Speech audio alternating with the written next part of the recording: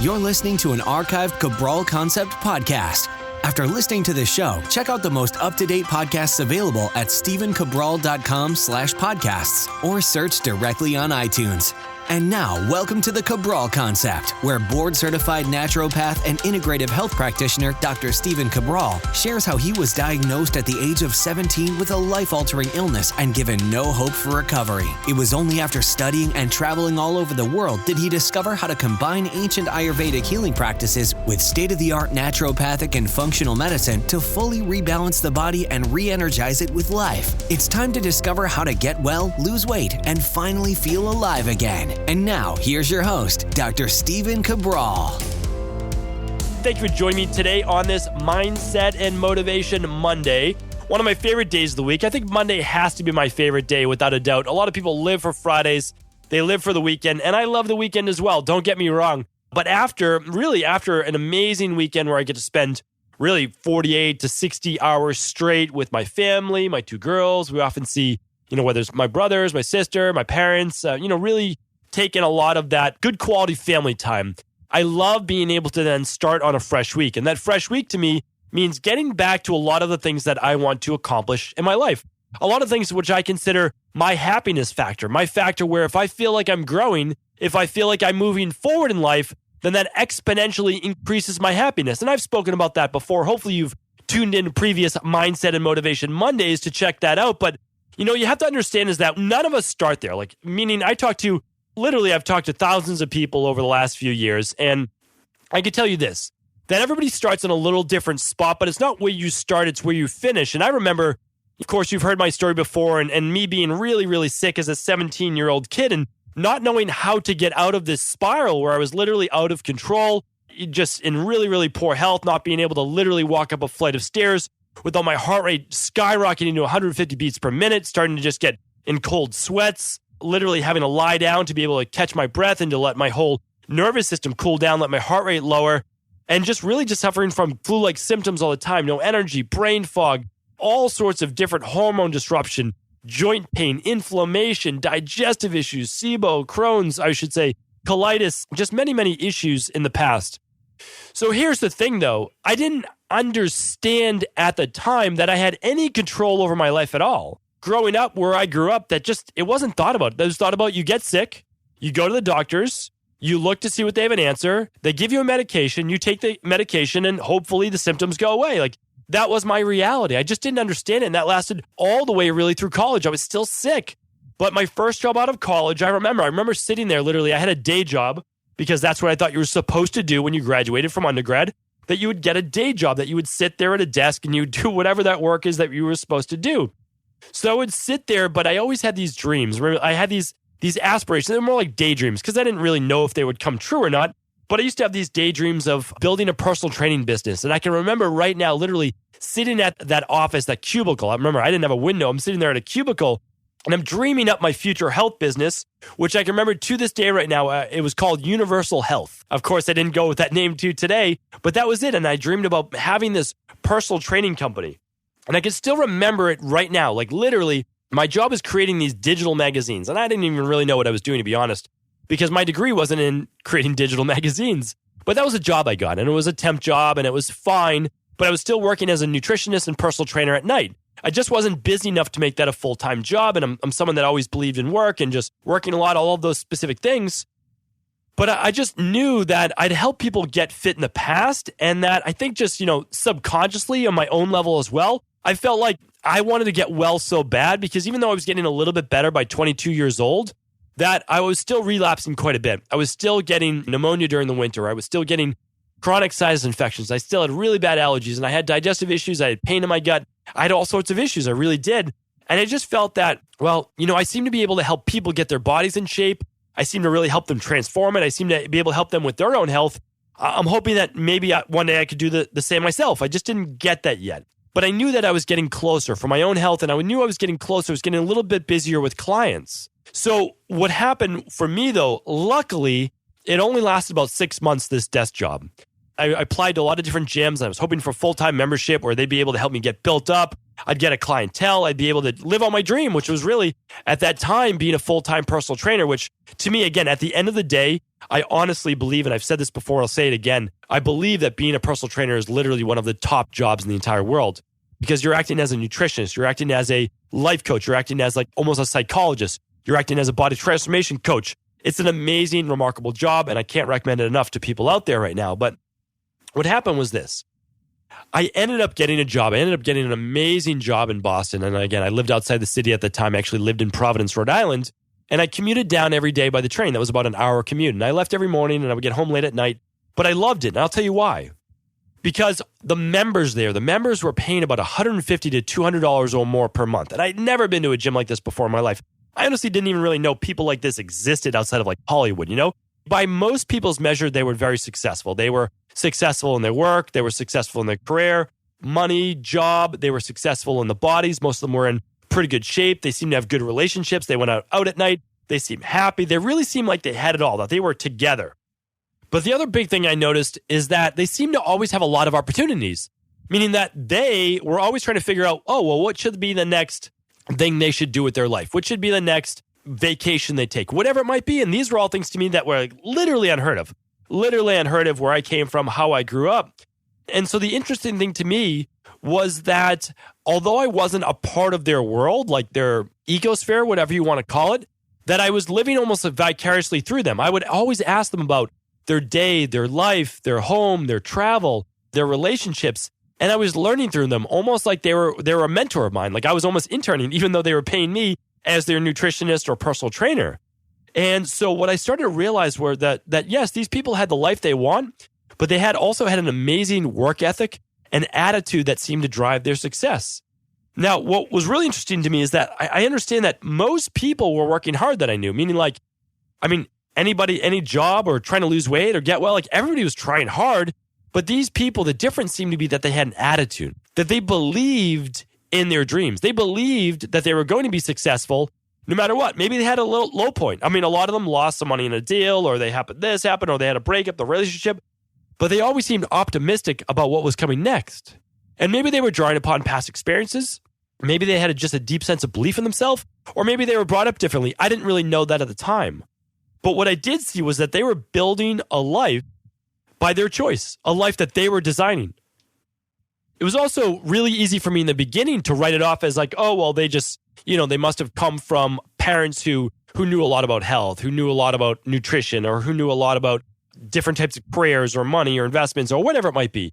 But a lot of them actually came from nothing, that they were literally first generation success in their life with being the first person in their family to maybe go to college or get a job in a particular industry or have their own home or to lose the weight, like the first person literally to be, at a good weight, a good health, the first person to start exercising. There was a lot of firsts. And so I'm like, I can't write that off as the excuse. So what I started to see was that really these people are shaping their life. And if they can do it, and they came from humble beginnings, pretty much like a lot of us have, then why can't I? And so what I started to realize was, I'm working just as hard as they are. I mean, I'm actually working more hours than they are. I'm commuting 2 hours a day. I'm taking the train. I don't even have, a car that could really get me to Boston and back. And so what I started to say is, maybe I can become successful in all these ways as well. Maybe I can get well. Maybe one day I can own my own home. All of these maybes. And I started to just let myself dream a little bit that this is a possibility, that I've always wanted this. And you know what? I created my first dream. My first dream was to actually become a personal trainer. It's not like I came from a long line of personal trainers in my family, right? I was the first person to ever get into exercise. My parents never exercised. My grandparents didn't exercise. I didn't really know anybody that exercised. And so I was the first one to get into that field. And so as I started to become a little bit more confident in that, I was then able to take my first step out. After a couple years of working at the gym, I decided to open up my own studio. And it allowed me then to get a little bit more media. I started working with celebrities. I started working with professional athletes. I got asked to write a book. I got asked to do videos as a video expert for a major online distributor. I also got hired by one of the fitness trainers for The Biggest Loser TV show to create all of their fitness videos for their membership site. And then I started to get more and more certifications, and I got introduced to more and more people. And then what happens was I just started to end up growing my personal training and nutrition studio because other personal trainers would come to me and I would teach them about nutrition. I would teach them about those types of things. And that eventually then allowed me to actually get myself completely well by finding my mentor, by being able to step out, and then me going back to school. And then by going back to school, because I had a successful practice, allowed me to then become a naturopathic doctor, then start about 7 years ago or so, my own functional medicine practice, being able to travel all around the world to be able to really study how I wanted to study to see who really had the best form of medicine in the world and be able to practice that. And of course, as you know now, I discovered that no one person has the best form of medicine, that it's really a combination of all forms of medicine rolled into one and allowing the patient or the wellness client to dictate what needed to be working, what needed to be used for them. This whole concept of bioindividuality. So the interesting thing to me was that it was all a progression. It was a progression though in the sense that I didn't even know essentially what the next step would be until I took the first step. And that's what I'm trying to tell you right now is that I had no plans ever in my life to become a functional medicine practitioner. It wasn't the goal. The goal was to first get myself healthy. And I saw an in by becoming a personal trainer because subconsciously I felt like, well, if I can learn about my body, then maybe I can get well. And then I realized, well, you need to learn about nutrition. So then I started studying nutrition. I figured, oh, well, if I learn about nutrition, I'll know how to transform my body. That led me then to learning about hormones and to blood sugar regulation and to inflammation. Then it led me to more books, more mentors, more coaches, which led me again to my mentors who taught me, which then they pushed me to go back to school. And I went back to school then to get my degree. Then I got my board certification. So it was literally each and every step. And that's what I'm trying to tell you is that we never know the next step. We don't. All we know is that we start with some dream. We start with some thought of what we want to achieve in life. And that's enough. We don't need to see the finish line. We don't need to see the 5-year plan. We don't need to see the 10-year plan. That's unnecessary. It really is. My goal for you is to realize that if you take the first step, the second step unfolds. And when you take the second step, the third step unfolds. And it keeps moving like that. A lot of people wait for so long to act on their dreams because they want to have it all figured out. And I was that person. I was a perfectionist. I fight that tendency to this day because I understand now, though, that no one can ever be perfect. Even when you're doing your best, you're still not perfect, and that's okay. But by actually starting to transmute your thoughts into actions is a reinforcement to the brain and the mind that you will act upon those thoughts. You will act upon your dreams. And so it's okay now to dream even bigger. It's okay now to attract into your life the people, the books, the mentors, all of those things that will take you to the next step. So that's why it's my recommendation right now is that you buy the book, that you seek out the coach, that you sign up for the certification, that you set the deadline to take that test, that you go out and you find the place where you'd meet that significant other that you're looking for, that you begin to get moving, that you move in the direction, just the direction. You don't have to see the X on the map. Move in the direction of where your dreams are taking you. And what does that mean? Well, it means sitting down and mapping out, trying to get crystal clear on what you want in life. That's it. And if that doesn't work, if you don't have that visual, think about what you don't want. All right? Think about, I don't want to work from 5 a.m. to 10 at night. Okay, great. Well, what does that mean? Why are you doing that right now? Is it by a lack of money? Is that the reason why? Or is it because you're studying for exams or different, whatever it might be? Okay, well, that's a finite period of time. The bar exam, the board certification. Remember, I locked myself in my own little dungeon basically for 3 months to study for my board exam. But that's fine. I knew after that, then I'd be done. I would do it once and I would be done. That's it. But if you're working multitude of jobs, you might just need to do what I did was, I put in the time. I got the desk job. I did that. But eventually I kept applying and I found a job that was willing to pay me a full-time living where I could work normal hours, right? All of those specific things. And I've also already explained to you that the real difference with people who are successful, people who are achieving their goals, isn't always the work ethic.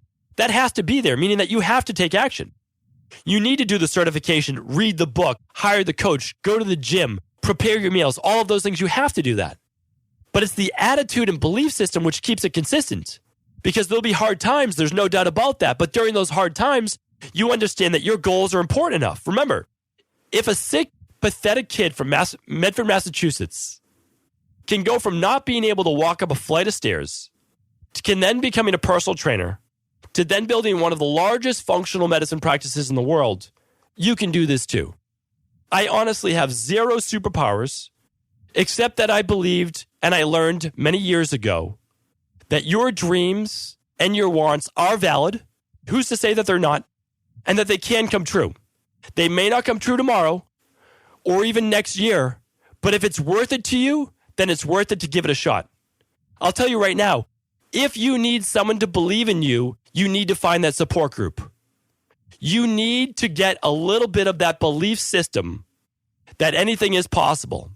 And your goals don't have to be to shoot for the moon right now, but they have to be clear enough that you can say that this is what I'm looking to do with my life. This would give me a sense of purpose. This would give me a sense of fulfillment. I believe in you, and now I need you to believe that you're worth it, that your dreams and aspirations in life do matter. Thank you so much today for tuning into the Cabral Concept. I appreciate each and every one of your listens. Thank you so much. Take care. Did you know that the body really only becomes sick or unbalanced in only two ways? Over time, you become deficient in vital nutrients, and you also accumulate toxins internally and from the environment. As those nutrients diminish and you increase your total toxic load, your body then begins to show the first signs of dis-ease. It's actually quite predictable, and the good news is that if we know how you began to fill up that proverbial rain barrel, we also know how to empty it to begin the healing process.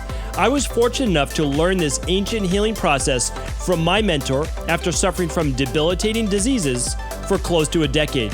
It was only when I began to implement these techniques did I finally overcome my illnesses and go on to live a life of energy and vitality that I now enjoy. I'd like to share with you now what I discovered after traveling all over the world and how to combine the best of ancient healing wisdom with state-of-the-art science. Allow me to teach you exactly how I've been able to help over 250,000 people to empty their rain barrel and begin to transform their body and lives into what they've always hoped they could be. To get your copy of the international bestseller, The Rain Barrel Effect, simply go to stephencabral.com/rainbarrel.